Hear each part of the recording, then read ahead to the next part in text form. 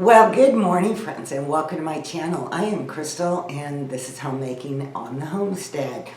And Happy New Year to everybody.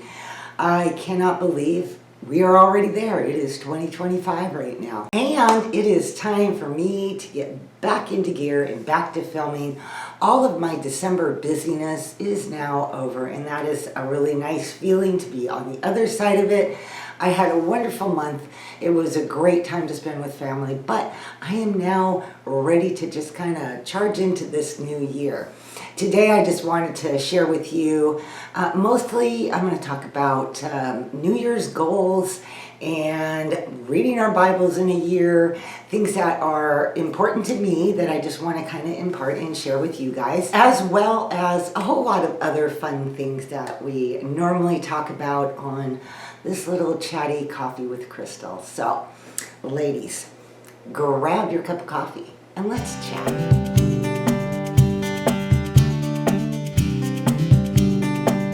I hope all of you had a wonderful Christmas and a great time with family, friends, or however you chose to celebrate it. I just hope that it was a blessed time for you all.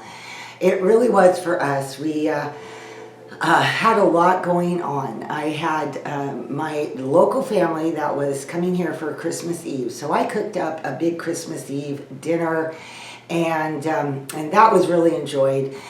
But it was kind of, not everything in life is perfect, right? It doesn't always go the way that you want it to go. About a week, 2 weeks, a weekish or so before Christmas, my grandchildren, my local grandchildren, came down with the chicken pox.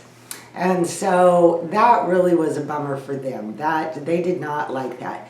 I suppose the best thing under that scenario is my daughter got it all over with. At one time it was like the first one got it, and then shortly after everybody else followed. And by the time we had our Christmas Eve and they were coming here for dinner, nobody was really anymore at the point where they were, headaches and fever and all they wanted to do was sleep. Everybody was past that. So that was a good thing. Now, when my kids were little, they all went through chicken pox except for the last three. They hadn't been born yet. So the first 5 got it all, and the last 3 we were never exposed. There was nobody around really that had it. So one of my sons that was here staying with us during the holidays, he had never had it. He was one of those that missed it. And at 30-something years old, he just didn't want to have that experience. And I don't blame him. I've heard it's worse to get it when you're older. But it worked out. He just kind of hid out while we did our celebration. He didn't feel upset about or bad about that at all. He wanted his nieces and nephews to have a really nice Christmas. And of course, once they had left, he came out of hiding and had his Christmas dinner, and we spent the rest of the evening with him and my other son. Then on Christmas Day, hubby and I just took it easy. We really didn't do a whole lot. And the day after Christmas, it was time to head to my mother-in-law. So her birthday, her 89th birthday, was actually the following day. So we wanted to get up there a day ahead of time and just spend some extra time with her. And it turned out to be really sweet. She had her favorite cake and her favorite ice cream, even though with dementia, she didn't even remember that was her favorite cake and ice cream. It is so sad. She was such a dynamic woman and accomplished so much and was such a blessing in our life that it's really hard to watch somebody go through dementia. If you've ever had a family member, then you know exactly what I'm talking about. It's got to be one of the saddest, cruelest things that I've ever had to watch. But for that day, we were able to give her a lot of joy and a lot of happiness, and that made us all feel very, very good that she had such a wonderful birthday. Now I'm back home and I have Christmas all put away. Of course, I did that right away. I'm one of those people that likes to have everything put away, the tree down and all of that before I walk into the new year. It's just, I like that feeling of a fresh start as the new year begins. So I always have everything down right away. Oftentimes, most of the times, it's the day after Christmas that I am taking everything down and getting my life put back together. So, like I said, that feels good. When do you take your tree down? Are you a person that likes to let it go on into the new year? Are you somebody that likes to have it all cleaned up right away? Decorations put away and all that kind of stuff?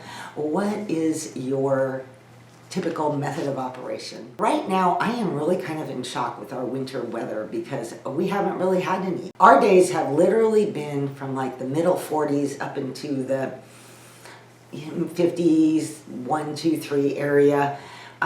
We have yet to have a night of freezing weather. So that is just totally not normal for our area. Obviously, we've had no snow or anything like that, and I don't even see any in the forecast. So I'm really curious what kind of a January we're going to end up having up here. I kind of like those cold, below 32 type days because it really does help kill off all the bugs before spring gets here again. But we'll see what happens. What kind of winter weather are you guys having right now? All right, I am ready to move on into the kitchen now and talk about kitchen stuff. So it's always that... I did so much baking and cooking and all that right up to Christmas that this last week I pretty much, or I should say the week after Christmas and then some days when we got back home, we were pretty much eating up all the leftovers, and I really didn't do a whole lot of cooking, which was really, really nice. But now as we're into the new year, I am ready to get back in my kitchen and do some cooking. So the first thing I usually like to ask you guys is, what's for dinner? What are you guys serving for dinner tonight? And let's give each other some New Year's motivation and inspiration to see what kind of things you have planned and share your ideas to give us all maybe some different ideas of what we want to cook. Tonight I am doing a hamburger. Well, it's funny how these things start because I'm not following any particular recipe. So my first idea was to do a hamburger vegetable soup, because that's pretty simple, throw it all together. And then I looked in my refrigerator and realized I had some grated cheese I wanted to use up. I have some sour cream in there. And so then it became some kind of hamburger vegetable soup with a Mexican twist, right? And then I pulled up a jar of my own home canned beans. So I'm gonna throw that in there. So is it hamburger vegetable Mexican soup, or is it taco soup with a few extra added vegetables? I don't really know, but it's gonna taste good, I do know that. And I'm gonna serve that with a salad and some tortilla chips and salsa on the side. And I really would like this afternoon to make some muffins.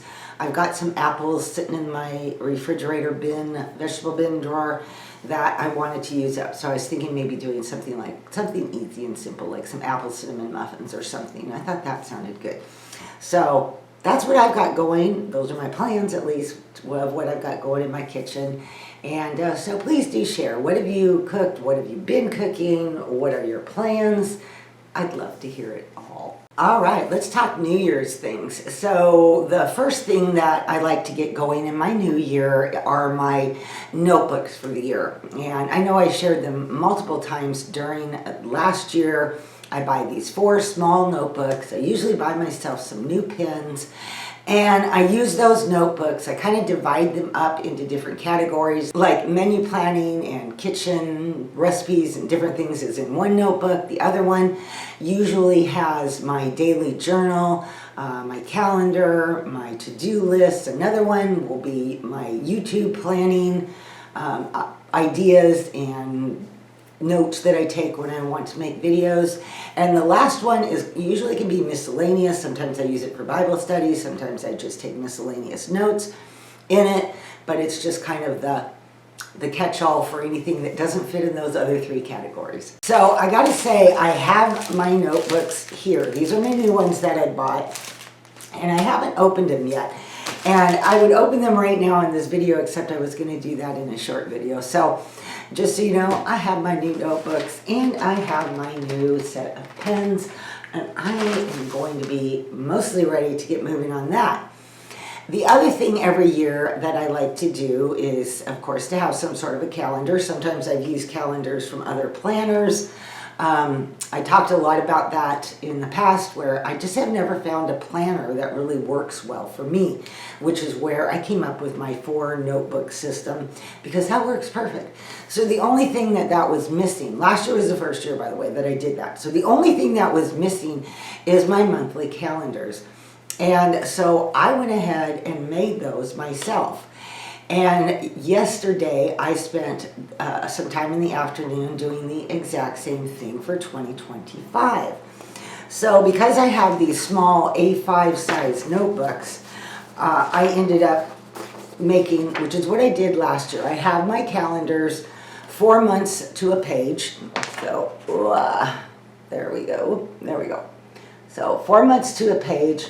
I basically just cut them out, and in my daily to-do list notebook, I put one of these at the beginning of each month.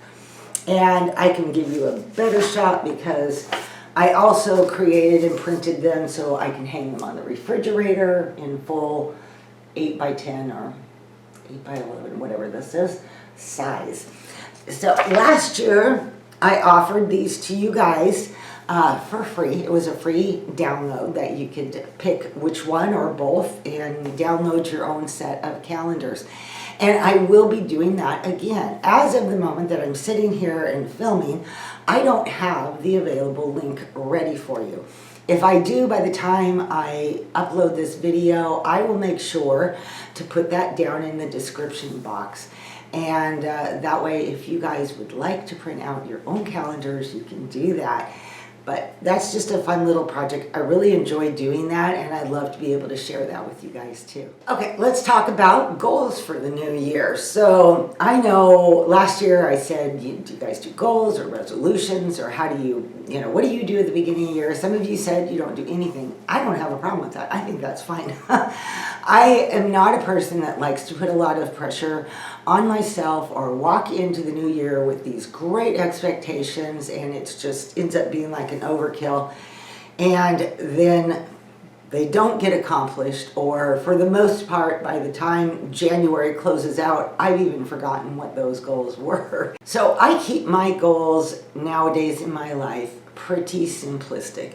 I did start writing down some things that were really important to me as far as what I wanted to focus on in the new year, and realized that by itself it became like a whole nother video. So I may either add that into next week's video or make a video on that, because I feel like mine are they're not the typical. They're not going to be, I need to lose 10 pounds, I need to get out and exercise every day, I need to do this, I need to, the typical things.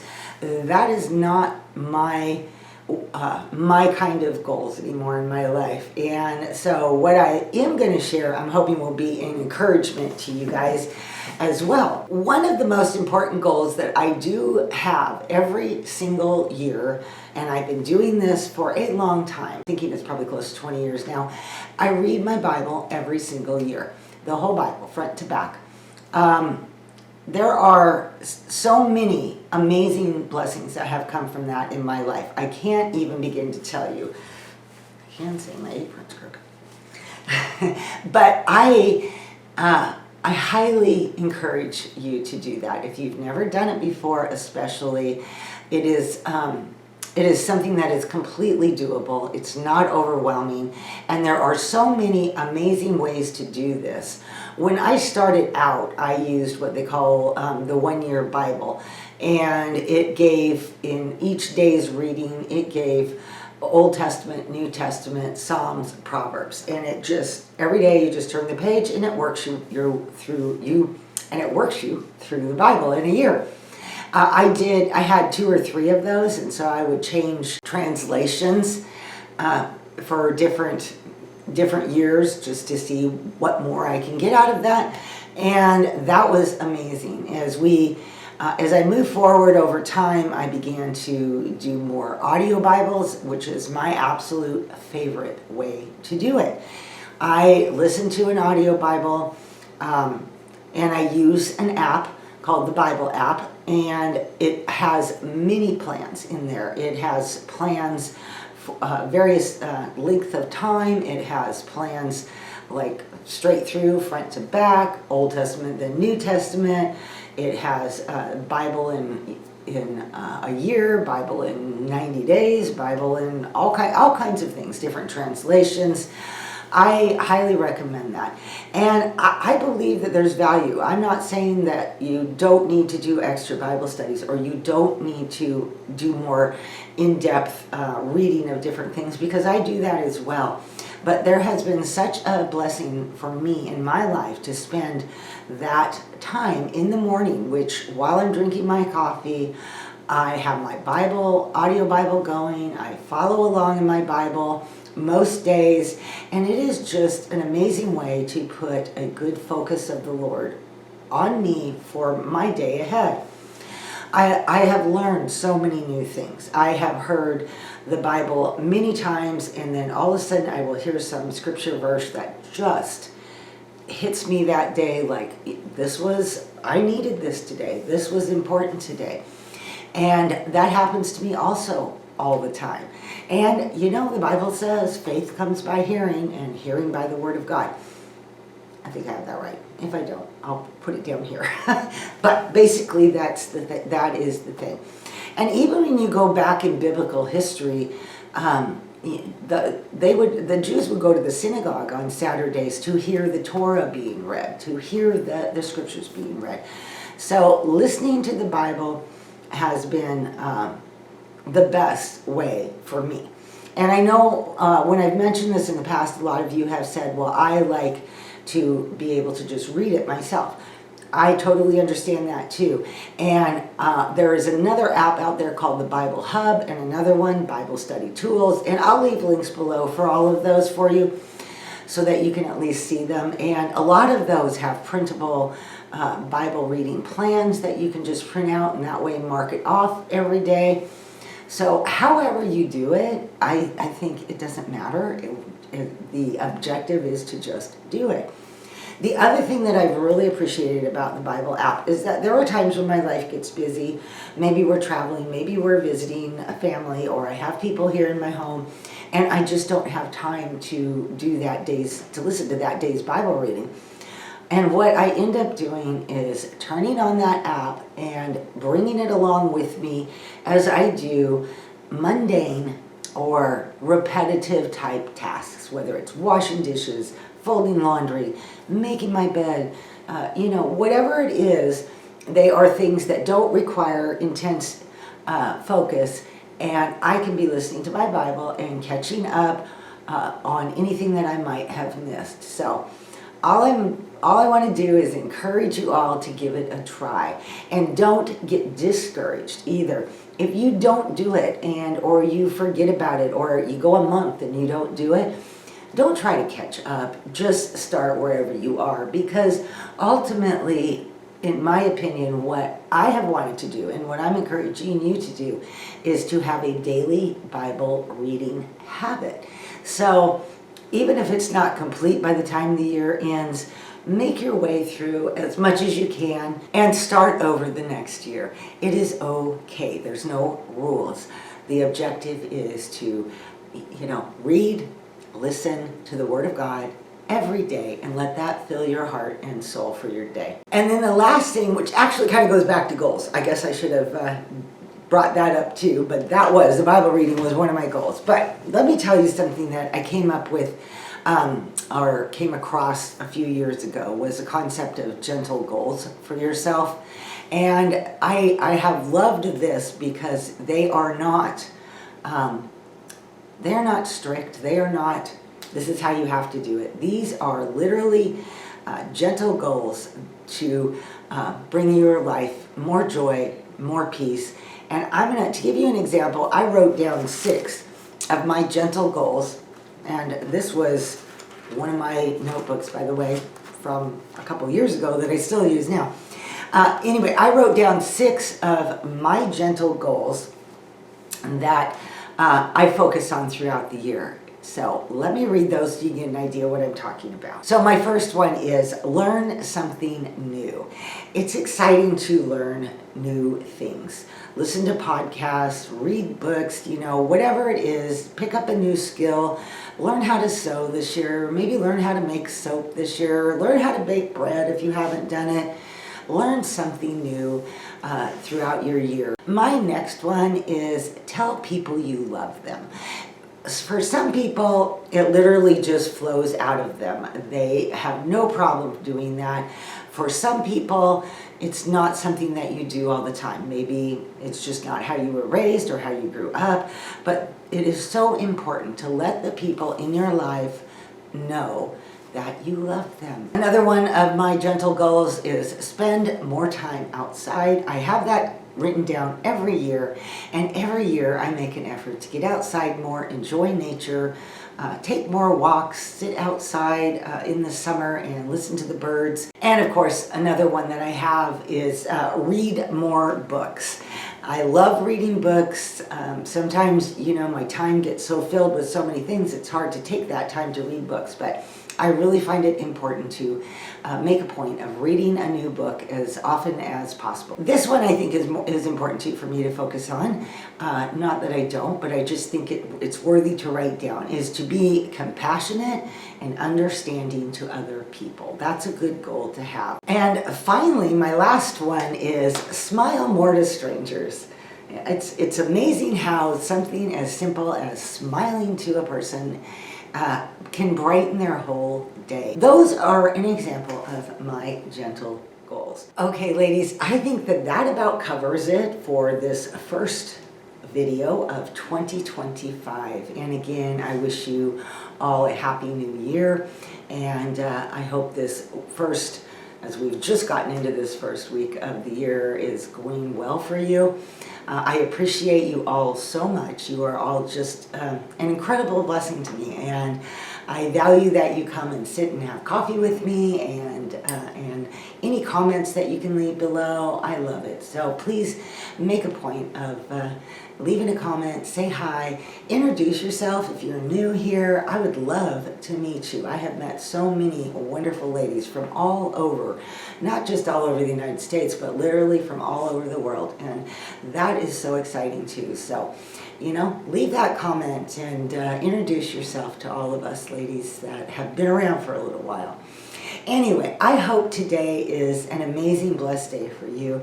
I hope that the weekend and the week ahead is an incredible blessing to you all. And I will see you all in next week's video. Bye-bye.